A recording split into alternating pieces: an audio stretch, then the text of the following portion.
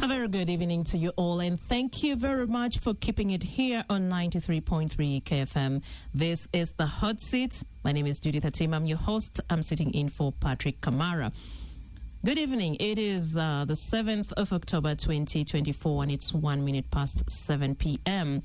And it is such a great pleasure and honor to be hosting one of the most remarkable, perhaps, gentlemen that we've had in this country, who has served in different capacities. And it is quite interesting conversations that we're going to be having, and also a lot of learning and reflections.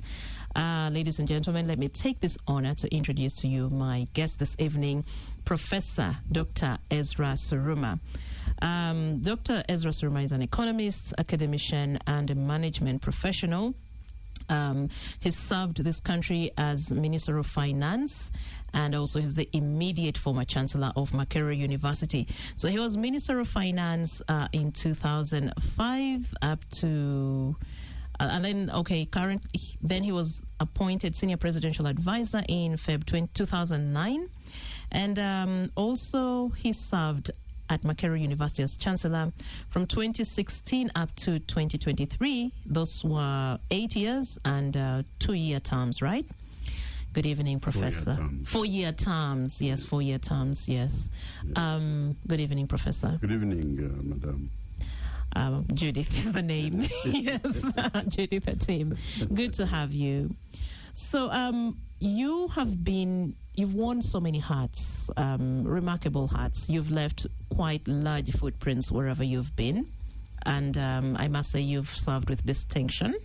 Thank you. You belong to that rare generation of leaders that we've seen in this country. People who've put service above self, and they really, really wanted to transform lives and leave the country better than they found it. And we do appreciate you for that. So I'd just like us to talk about, I want us to reflect on a number of things, of course, as we head to independence just 2 days from now. That's Wednesday. Uganda will be 62 years old. And you've been here in this country. You've lived through different regimes, different political environments, which have also, of course, affected our education. They've affected our economic sector and the social sphere generally. But I would like to first start with your time at Makerere University as Chancellor. Could you reflect on your days? I know you have a long history with Makerere from 1970, when you joined as a lecturer, yes, and then you moved on to some other things, and then you went back as Chancellor. Yes. What a remarkable journey. Could you just share with us your reflections? Thank you very much, Judith. It's a pleasure and a privilege to be here this evening. Good evening, viewers or listeners. Yes, Makerere University is a good example for us in Uganda and in Africa of an institution that has evolved over a long period of time. And so the question of institutions is really very important. There's organizations that are able to survive over long periods of time and to serve and to change according to the needs of the society. And so it's a privilege to have an institution that's now more than 100 years old in our country that is still standing strong, that is still serving the fundamental needs of our people, the passing on of knowledge, the research, finding knowledge, and then passing it on to our generations. This is very, very important. And so one important lesson I would like to draw to our listeners is that we need institutions. We need institutions, organized ways of doing things, as opposed to haphazard ways of doing things. You try something, then it's finished. It doesn't stay for long. Then tomorrow you are experimenting with something else. It stays a few years, then it's gone and forgotten. That Makerere is the opposite of that. Mm-hmm. You have started something, started small, the technical school, with few children, and keeps growing and growing and growing. Now it has more than 40,000 students, there's thousands of lecturers and professors, so many programs of research, and its strength is there for everyone to see. Mm-hmm. What a wonderful thing this is. Mm-hmm. We wish we would have similar experiences in terms of institutions and organizations in so many other areas. I think one of the failures, in my opinion, that I see around us is when institutions, instead of being strengthened and made to grow and enriched, instead we are breaking them down. That is a crime against society. It's true that there may be institutions which have become so corrupted that they are no longer benefiting society. But it's also true that we need institutions in health, in industry, in public services. We need institutions. Of course, our schools are institutions, our hospitals are institutions, and Makerere, in my view, is one of those institutions from which we can say, yes, this is how we can build and maintain and grow an institution that will serve our society for, hopefully, more and more generations to come. So, but when you look at the global trends in education, and I know when you watch global concerns about education, I think every country, even the developed world that we so admire, complains about the quality of their education. And when we are back at home here, we also have these concerns about the quality of our education. For a university that is 100 years old and that has produced quite an incredible crop of citizens and leaders across the board and across generations, do you think the university is actually evolving with the times? And it's moving and the pace is fast enough? I believe so. The role of an educational institution is not final. It's a contribution to the growth of a person, of an individual. And that individual does not stop there. He comes in, he gets some input, and he goes out. But the hope is that what he has received by way of inspiration, by way of exposure, by way of being able to see other people and competing with them, that hopefully this will drive that person into further growth and further commitments to many other areas of life. So we need to be, in my view, careful not to overestimate the role of any institution, especially an educational institution. When you come to university, you're exposed certain areas of knowledge. Doesn't mean that you have exhausted those areas, but you have been exposed to them. And if you have a deeper interest, you can go on to do a master's, do a PhD in that university or somewhere else, or in your own personal research, or started something that has made you very interested. So it's a contribution, but it's not a final. The university does not say, now you've finished, now you don't have to worry. No. It simply exposes you, stimulates you, and then sets you up for life. Yes, and you live better than you came, more interested than you came, ready to get into the real world, because this is an academic world. Now you have to get into the real world and start thinking and responding to the challenges of that world. Yes. That's interesting. Yes. So you talk about institutions, and it's saddening also hearing what you say about how institutions are being broken down, of course, due to corruption and so on, and that is something that concerns a lot of Ugandans. But certainly we need these institutions, like you say. But how did we get to this point, in your opinion, where institutions are so almost, I don't know if dysfunctional is the right word, but almost there? And how can we strengthen them and make them actually function for the good of the citizens? No, that's a complicated question, Judith. We are in the world, in a complicated world, in a global environment, where we get ideas from UK, we get ideas from Germany, we get ideas from America, we get ideas from Russia, we get ideas from China. So, for example, in my profession, which is economics, these ideas clash. Capitalism and communism clash. During the Cold War, it was actually a war of ideological war. So, in that kind of environment, the question as to which direction we should take, how the institutions should be run. Some of the institutions, for example, banks, which were Ugandan, were seen as a threat to the banks which were foreign.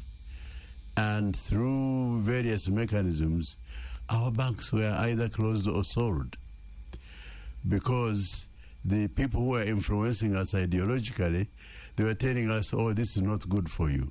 This is not good for you. You need to privatize.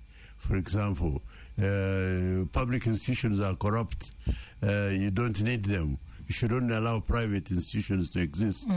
And so, but that, if you are not aware of the ideological thinking behind that advice, you can be misled and you actually act against your own interests. So what I'm trying to say is that we are in a complex world, and the views that are being expressed carry prejudices, they carry ideological biases, and this is exactly why we need an institution like Makerere to help us to cut through all these biases and find what is the truth for us, what is our best way forward. Because people want to go as to the left, or others want to go right. Others want to be in the center. Others want to be in the center, so we have to decide where should we actually be going as a country. What is the best for us? Yes. Thank you. Let's take a break, and then we come back and pick it up from there. What is the best solution for our context? Welcome back from the break, and thank you very much for keeping it with us here on 933 KFM. It's 18 minutes past 7 o'clock. This is the Hot Seat. I'm Judith Atim, sitting in for Patrick Kamara. And, of course, my guest is Professor Dr. Ezra Suruma. We are having just a number of reflections on what has happened to our academic institutions? What are the opportunities? Where is it heading? Are we moving with the times? So, Professor, before we went to the break, you alluded to the fact that we need to be able to find solutions that speak to our context. And I think that is also... those are conversations also that the African Union, I think, and other regional bodies have been having over the years. How do we find African solutions by Africans for African problems? So if we are to come back to our situation here in Uganda, you come from the academic sector and the economic sector. How then would you say we actually develop our own homegrown solutions to address the gaps that we have? Yeah, this is a very complicated matter. To a great extent, we learn by doing. As we have come from the 60s and 70s and 80s and so on, we have seen our economy at one point disintegrate, particularly in the 70s and 80s. And we had to recreate our economy. It had reached a point where we had no foreign exchange, hardly any foreign exchange. We had very, very small earnings from coffee as the only export, for example, by 1986. And we had to go begging for even money to buy fuel. I remember I was in Bank of Uganda at that time and finding $5 million, which is the monthly expenditure on fuel at that time. We had to beg foreign countries for that money. So we reached a point where we were on our knees, and we had to find how do we get back on our feet. And it was difficult. It's like somebody who's sick needs the help of a doctor. At that time, the big institutions such as the IMF and World Bank were the doctors that we found. They said, this is what you have to do, and this is what you have to do, and we'll lend you some money if you do this, this, and the other. And we didn't have much choice. We had to accept what you call conditionalities. Some of the conditionalities were very hard. They are not in our favor, but we didn't have much choice. He who calls the piper. Yes. Yes. So now, how do we learn from this? Perhaps to become even more relevant and timely, we have introduced universal primary education and universal secondary education, and children are coming out of these institutions in large numbers. We have more than 50 universities, and graduates are coming out in big numbers. But what are these children going to do? Have we thought through? Do we have organizations, institutions, and mechanisms that can employ them? And the answer, of course, is no. So the unemployment is high, and we have to solve that problem. And then we have to find our own solution. We cannot depend on foreign solutions to this local problem. It's our problem. And so it means that we have recreated the economic system so that it's capable of absorbing this labor. So a country which has large numbers of unemployed people is not good. It means something has gone wrong somewhere. So if in the subsistence economy, at least people were working for themselves as households on the land. They were not sitting idle. They were working and producing food and producing housing for themselves and fetching water for themselves. But now you find somebody in town, he has nowhere to produce food, he has nowhere to work, he has nowhere to sleep, so most likely he will become a criminal. So we have this, now the question becomes, how do we build an economy that is robust, that is has full employment for all our people, that has social protection in the sense that for those who are not able to find work, the country is able to provide the basic needs for them so that they are not beggars or criminals on the streets of Uganda. Yes. Okay. So I'm actually glad that you've touched on the next issue that I wanted you to reflect on. That was, of course, the economics of the country, or the economy in general. You worked with the Bank of Uganda, then you moved, with time you became the Minister of Finance, which is basically the heartbeat of the country, I should say, because money cannot be given out for government to run unless the Ministry of Finance signs it off, unless they've actually done due diligence.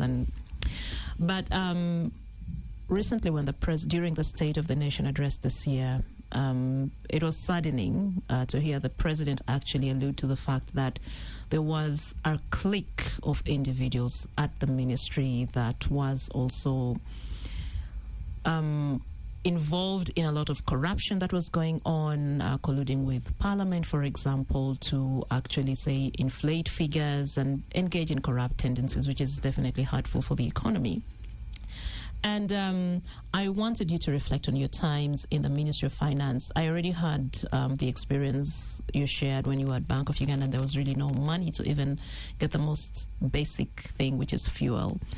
When you were in the Ministry of Finance, did you also hear about these kinds of cliques engaged in these corrupt tendencies? How were you running the ministry back then?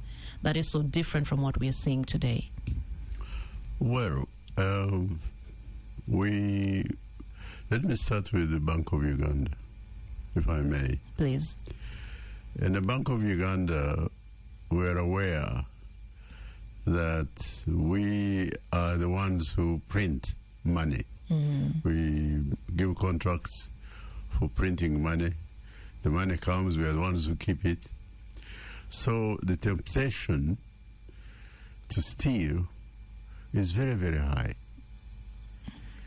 And I remember as Deputy Governor discussing with the governor at that time, Mr. Chikonyogo, and we said, if we have the slightest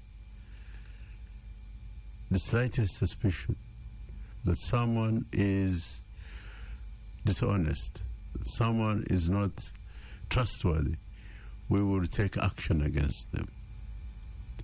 In other words, you have to have certain standards to protect the country, to protect the institution.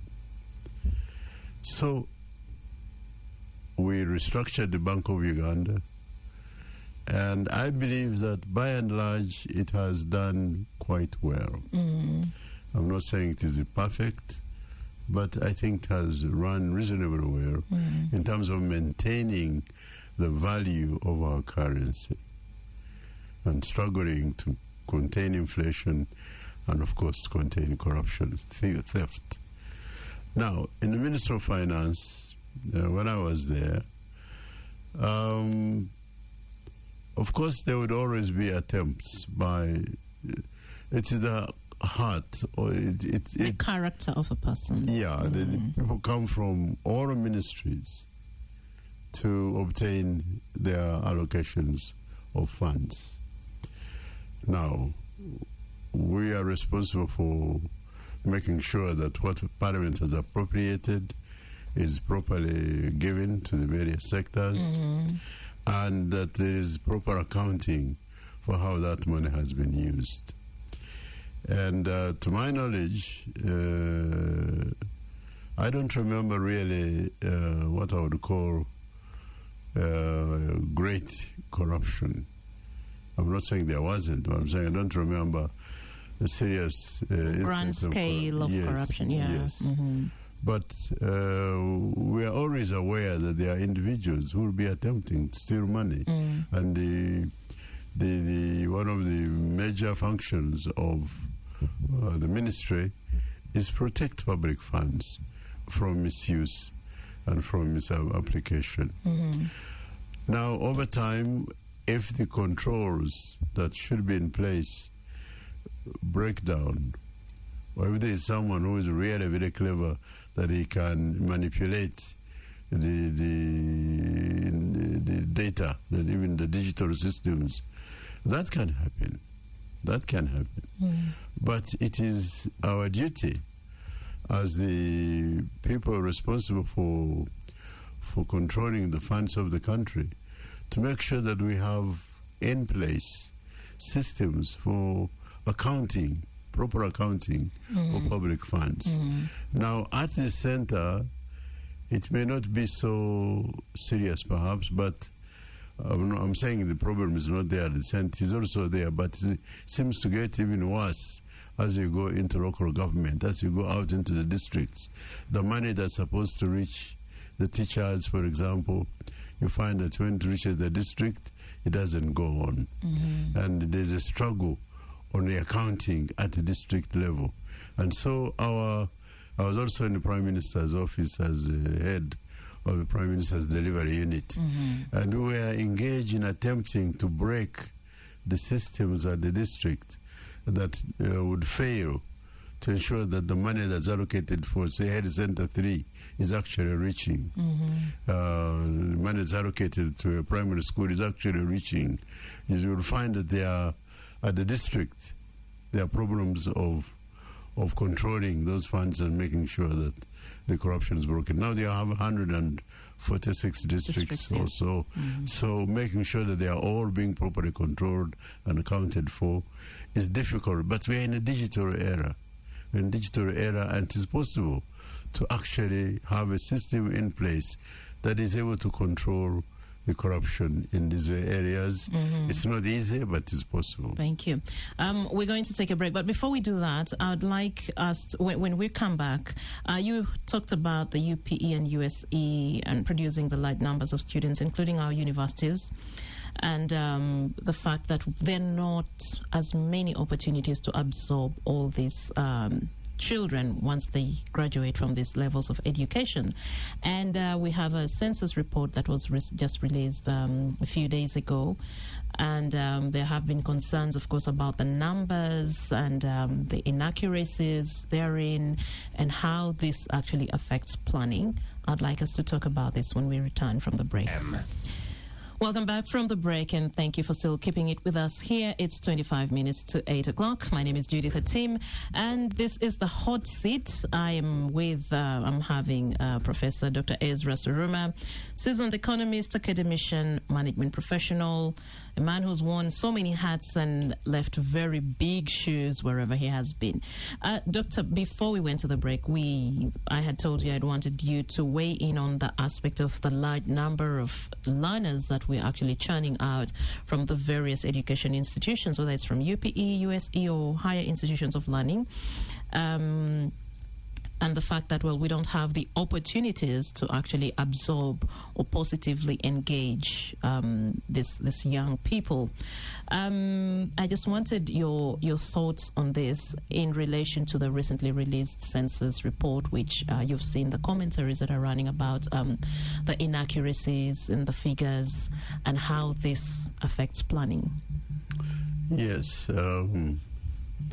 Let me say that, starting with the latter, that in my opinion, we have reached a time in the development of technology when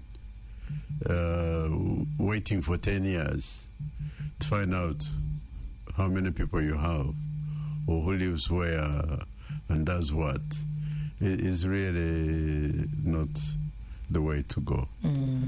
I think that we have reached a time in the history of the world where what we call real-time data is the way to go. We have to be able to know that in every parish there is a digital system for recording children when they are born.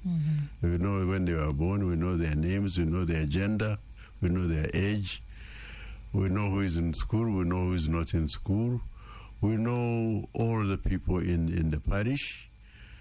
This is part of the reason why I thought the parish model was important, the data.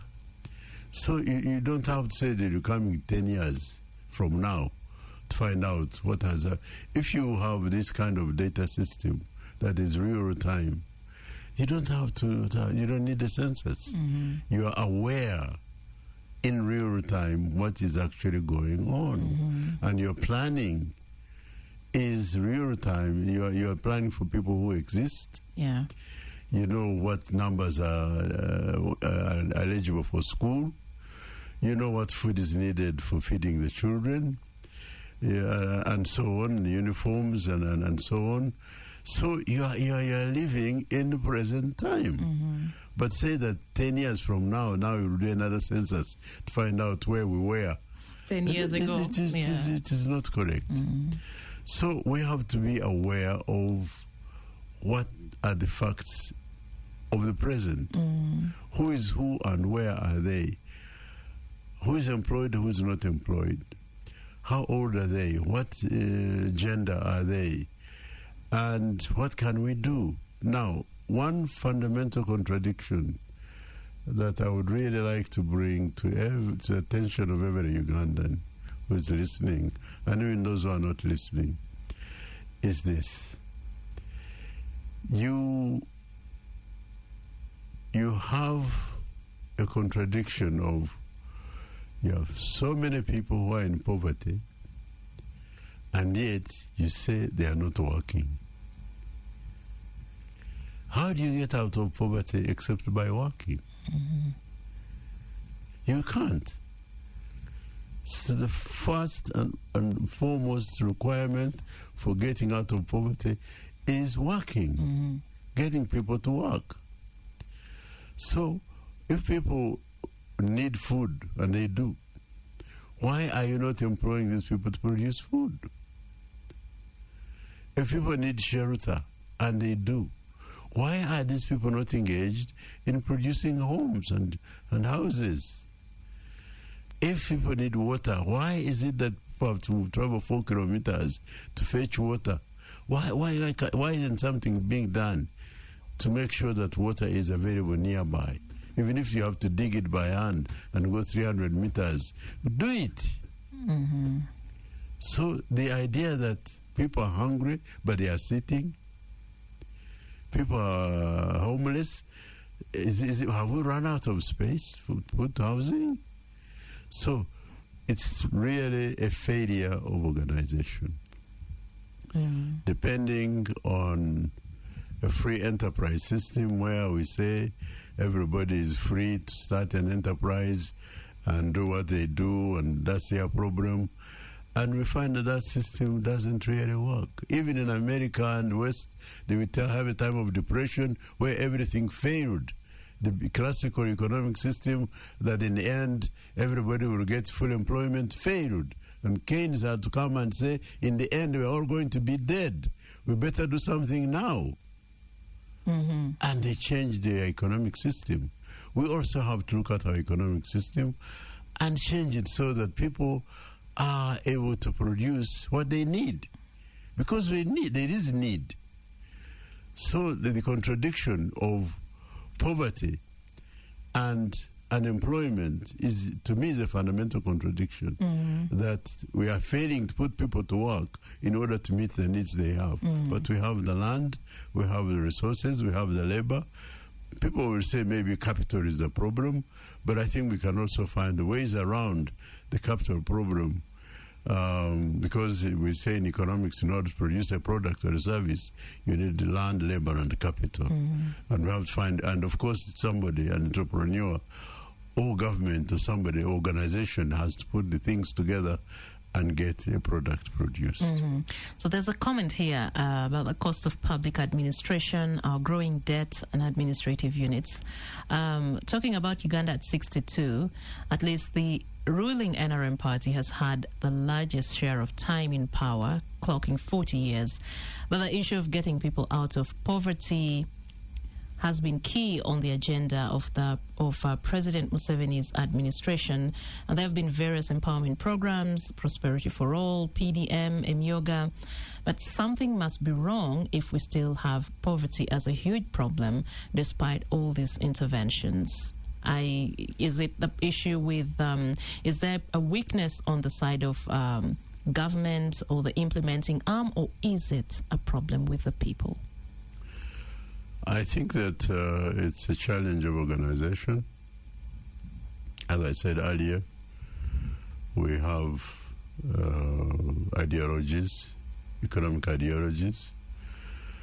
We inherited from colonial times a free enterprise-oriented system, a capitalist-oriented system, where everybody is free to do what they can, and government only provides what we call public goods, roads, defense, justice. That's the work of government. Those are public goods, and everything else presumably is for private persons, everybody to look after him or herself. But we find that this system was challenged by Marx and others, and Lenin. They said this system is producing poverty, poor proletariat, poor people. You have masses of, poverty. Something must be done. And they said that labor, at the end of the day, is the source of value. Mm-hmm. So you should make labor the center of organization. And that's why they invented communism, or started communism, where you bring people together in order to produce as a community. So we have to look at these challenges. It's the system of free enterprise, what we call laissez-faire. Leave people alone and they will solve the problem themselves. Does it really work? Okay. And I think we have a challenge. Okay, Stephen is telling me that there is a call, but I also have a question here for you.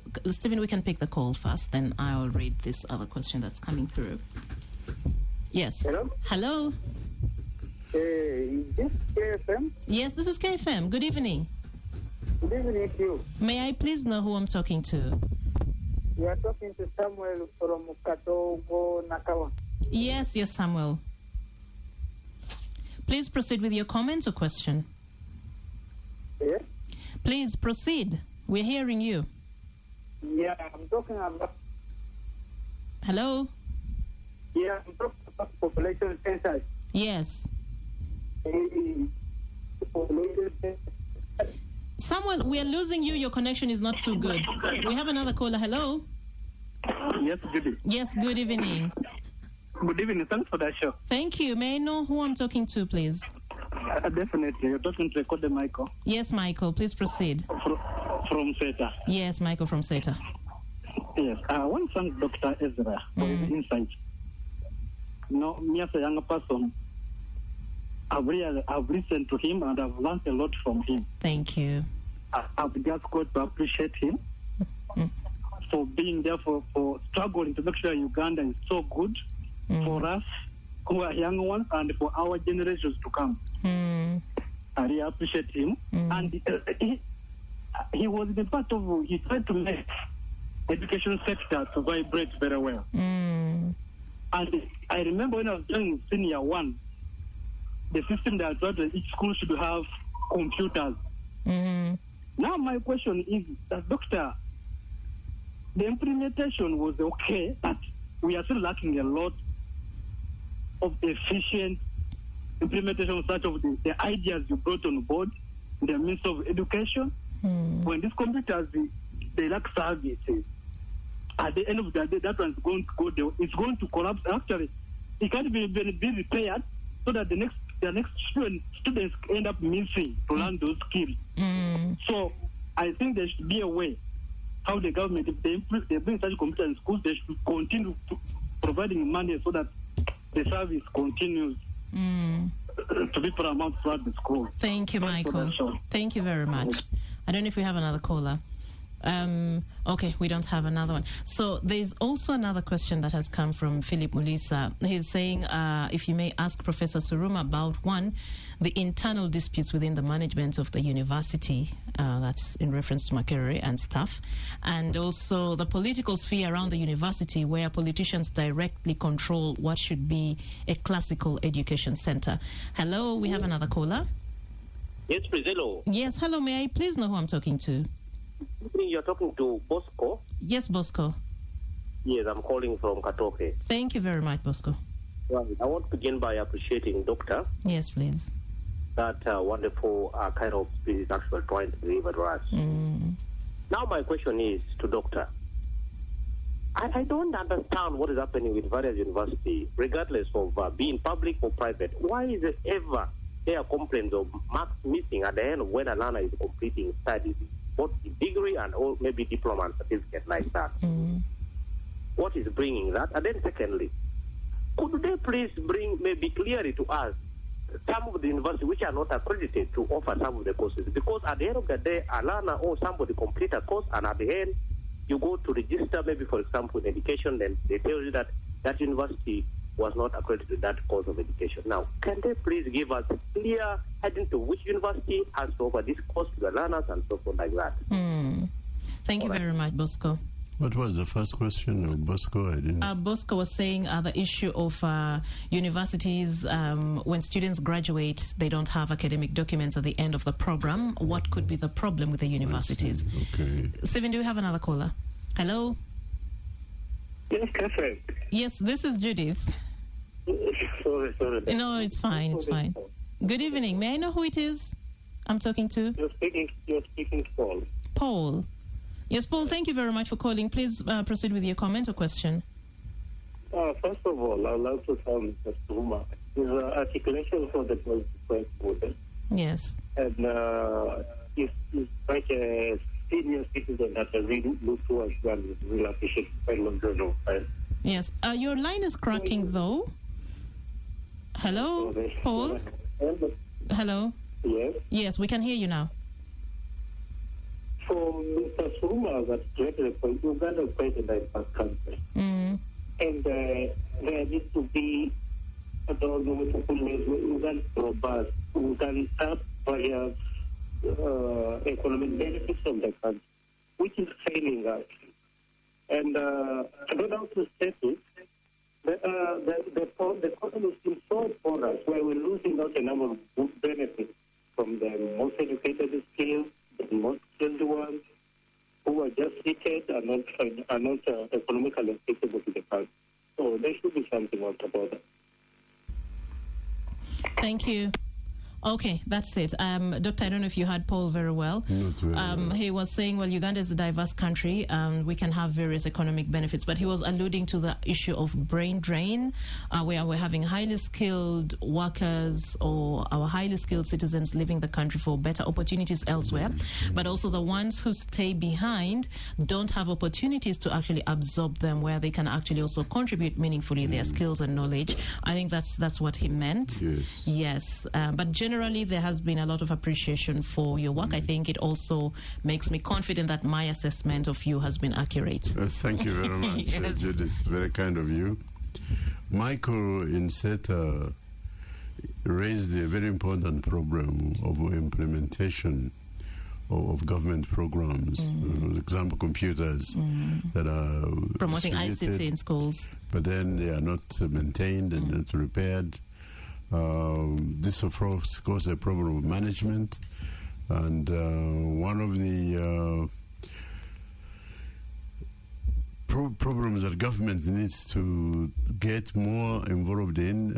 I started on this when I was in Prime Minister's office, what we call service delivery. It's really about following up, as I talked about, real data, being able to know what's going on in every part of the country in real time, in the present. It means that you have a system of following up. So you take computers, you don't forget. You have a routine check. For example, you can say monthly. We'll get a report monthly on how the computers are performing, how many are working, how many are failing, so what can we do? So monitoring is extremely important. Routine monitoring of all programs is extremely important. And but implementation is definitely a very serious problem. Philip was alluded about internal disputes Within the management of the university and staff, and the political atmosphere around the university, where politicians directly control what should ideally be a classical education center, with freedom of thought, freedom of speech and expression, and so on. I do not know about politicians controlling universities. I'm not sure about that. When I was teaching in Makerere during Amin's time, and later on after Amin had been overthrown, I can't say that the government had effect on what I taught in classroom. Of course, things that government do inevitably influence everyone, including universities. It's like the environment in which you live. But I think there was a degree of academic freedom, of teaching discipline, but internal disputes are there between faculty members, fighting for promotion, fighting for this and the other. But this is like in every organization, every human institution, You have love and you have hatred, and you have cooperation, you have competition.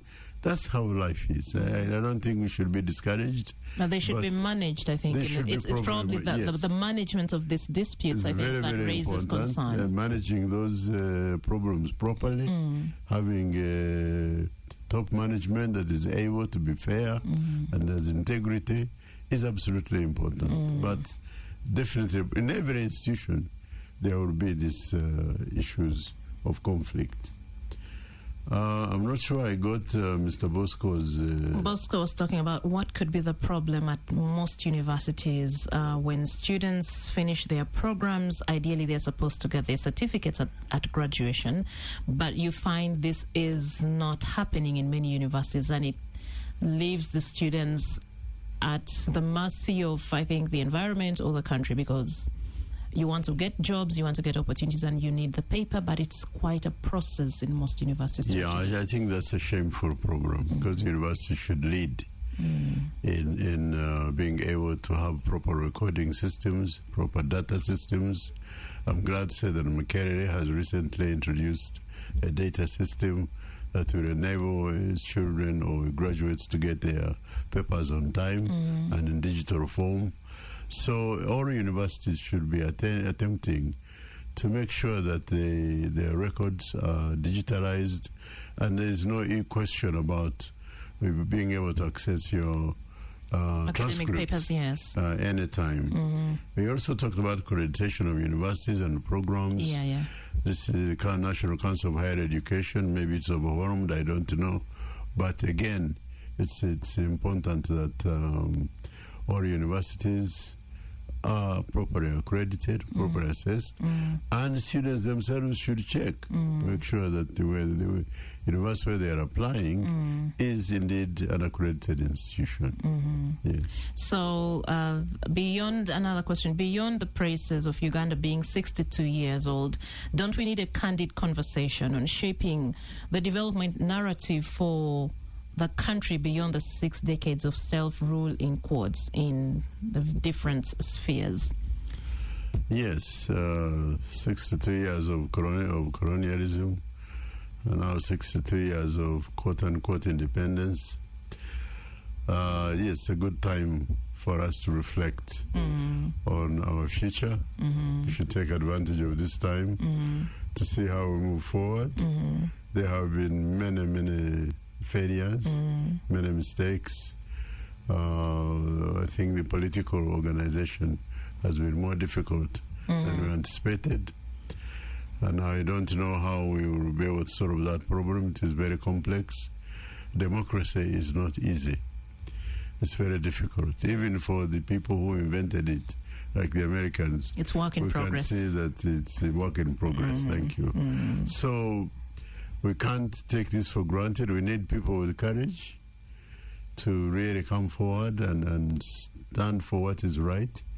And this is always risky. You may lose your life. But it's important that people decide what is right and fight for it. I remember Mr. Obama was asked a question about democracy, and he said, yes, democracy will survive if we fight for it. And for us, our political future will become better if we fight for it. We have to believe in what is right and be able to stand for it. And it's risky, but this is not Uganda alone. Everywhere we look around, people are struggling to find a proper system of governance. Some are going to war, which is what's happening in Sudan. So hopefully we want to reach that level of conflict. But it is important that we do our best to see how we can improve the future. There was also a question about the brain drain, I think from Paul. This is again, of course, a result of not being able to find employment. And I think it's a problem that we have to face, and I believe it is solvable. I believe it is solvable, but we need to be humble enough to say, let us program our country so that we make sure that the food that needs to be produced is produced, the housing that needs to be produced is produced, and everybody's working and contributing to the housing and the food and the water and the medical services that we need. Because we do need them. We are not getting enough medical services. We are not getting enough food. We don't have all the housing we need. So why should people be unemployed? Thank you. Thank you very much, Doctor. I'm told it's actually time for us to get into the news. Professor Ezra Suruma there, my guest this evening on the hot seat. Thank you very much. Professor is an economist, an academician. He's a former Minister of Finance and also the immediate former Chancellor of Makerere University. But he's also been in so many spaces in public service, Bank of Uganda, in the Office of the Prime Minister, in so many spheres. What are you doing right now, Professor, if I may? I'm retired. Enjoying your retirement. Okay, he's enjoying his sunset years.